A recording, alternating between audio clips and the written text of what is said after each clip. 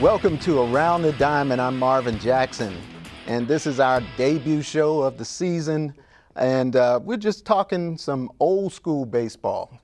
Always talking baseball, but this time it's old school baseball, and we're going to be talking Negro Leagues baseball with Dwayne Sims, and he is the founder of the Negro Leagues Legends Hall of Fame. Welcome to the show, as always, Dwayne.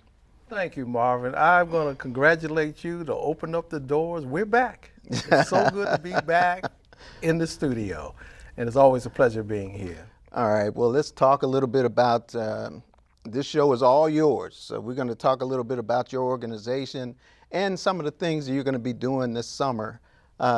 First of all, we got to talk about that big vintage Negro League Legends Hall of Fame game that's going to go, I guess, what is that, August 6th? August 6th. August 6th at the Bay Sox Prince George's Stadium. Prince George's Stadium. So talk about that, man. How big is that, and how important is it to have that game? I think to start off is I grew up in Prince George's County. As a child, went to the school system, got my first job working for Prince George's County Board of Education. I was a custodian at Seabrook Elementary School. And you will never know a child's dream to come true, especially this year of 2022. For the last 2 years, we didn't know which way anything was going, but the blessings, I always say, you know, you got to give all credit where it comes from. But to be able to come back in this year, and probably one of the largest games I've ever had hosted. And the main thing about it is that a lot of the players that are playing now, they've been waiting, they're eager. Some of them have threatened me already. You better bring a lot of baseballs because we're going to knock them out of the park. So Okay. I'm waiting for that. I'm waiting for that should to be happen. fun. And then they're played by the Chesapeake League gentlemen, and sometimes we have some of the high school students that are graduating right now for the class of 22 before they go off to college. There's some good guys coming out of high school in Prince George's County. And they're supposed to be right showing now. up. Yeah. So that'll be a great thing. I know for you them talked to play. Mr. Chestnut out Oh, there yes. at Gwynn Park. Oh, bring yes. Some of Oh, those yes. boys. Oh, Yeah. yes. So we're doing good. And Lawrence Richmond is my commissioner, who is also coaching the school system. Okay. He's bringing all these guys together, getting them prepared. So I don't have to blink my eye. I just got to show up like everybody else. So I hope the fans bring out the whole family. We really want this as a family day, and the tickets are complimentary, but you have to go online to get those. And also, we have e-tickets and physical tickets, you know, Right. and they can So follow here's- you on this too, So you know. you got hit. This is Yes, one of the physical that's one of the tickets, physical right? tickets. Okay. And the And tickets so are. this is mine. That's yours. Okay. That's yours. All Right right. there. Oh, matter But of fact, I don't matter of really fact, need a you're ticket, the do I? announcer. So I'll be doing the PA announcing everyone for that game. So if you come out and watch that game, you'll hear me over the mic. That's right. Announcing players. Yes. Now batting. Yes. Number 55. You know. And I learned a lot from you by me hosting the game. I've never been really a baseball involved with it. I never played as a child. But Paul Casanova, going historical wise, played for the Senators, the catcher. He was also Cuban. And the thing about it is, not until the last 7, 8 years, I found out he played in the Negro League. And he was my neighbor as a kid. Yeah, there were a lot of Cuban Wow. players that played in the Negro Leagues. I Yeah. guess, well, you know all about that. And then I found out your friend and also Dusty Baker's best friend was Paul Casanova. Yeah.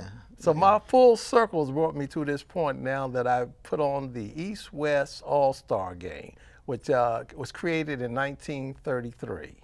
Gus Greenlee was the brainchild for this, and that's also the same year that Major League Baseball started their All-Star game. So Right. people don't realize what was going on in the 20s and the 30s and the 40s, especially in our suntan community. I call it my suntan community.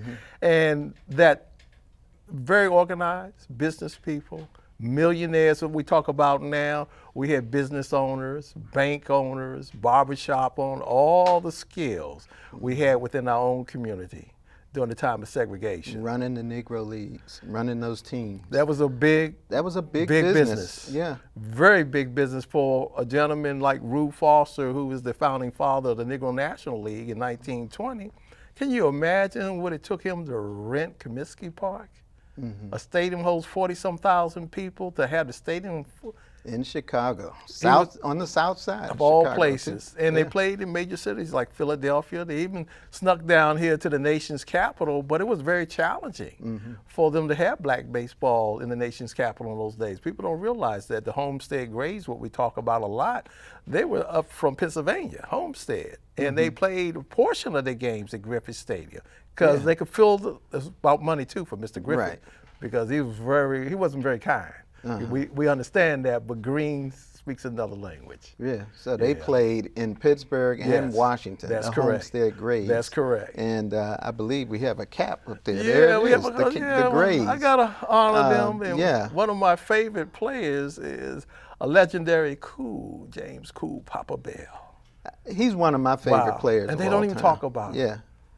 He's responsible for Ernie Banks and a lot of these players that we saw in the early years of Major League. It was Cool Papa Bell. They don't talk about that. Let's talk a little bit about why baseball was so big and how big it was back in the days of the Negro Leagues. Well, you know, what happened is we talk about economics all the time and history, and they never really connect what was going on in our communities in these major cities.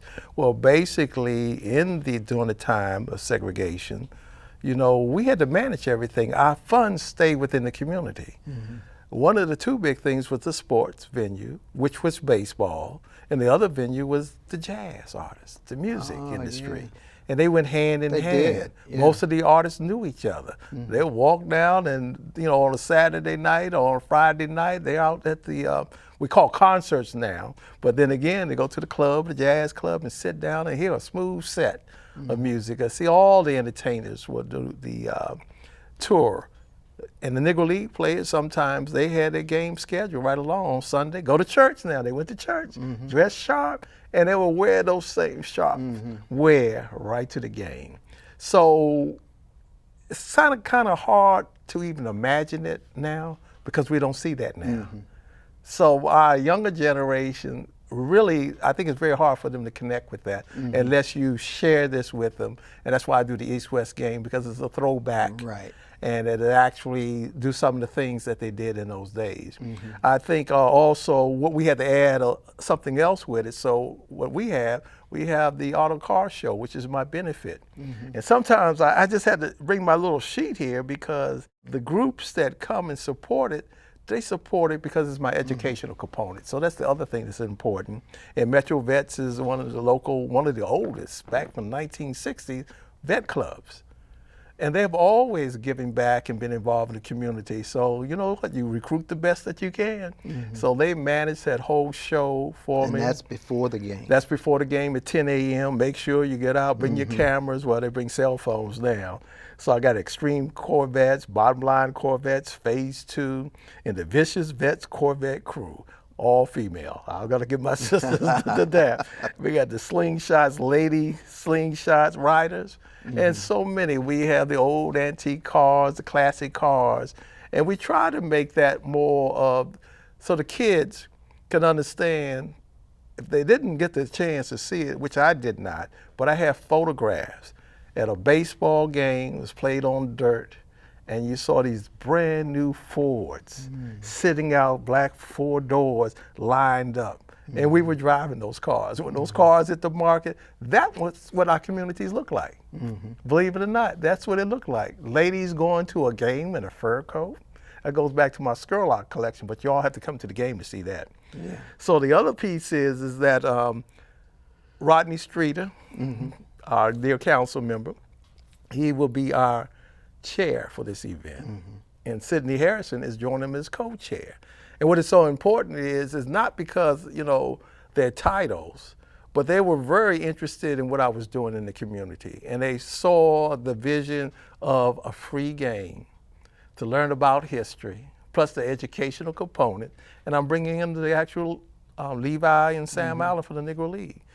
And Kelly Williams, my goddaughter, for Family Matters, she's going to be one of my guest speakers for this game. So, and she's from our county. And she's going to throw out one of the first pitches. She's going to throw out one of the first pitches. I even have the Chief of Police, Malik Aziz.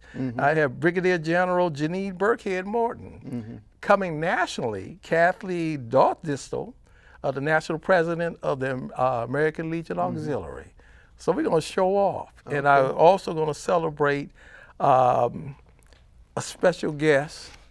She's turned 90 years old this year. I shouldn't even tell anybody. And her name is Minnie Forbes.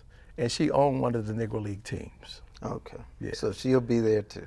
She might be, and she may not be. At 90, we're trying to get her here, but we're also going to salute her. And then also our armed forces, because those families are still serving right now. And then we do have the coins that'll be available. All right. Centennial coins. So those are awesome. Yeah, they need to come out to see them and actually put a little finger on it. But you already got your ticket. All right. All right. They're collector's items too, so everybody, yes. You know, the game is just a lot of fun, you know, and I see so many people, the kids are smiling. Yes.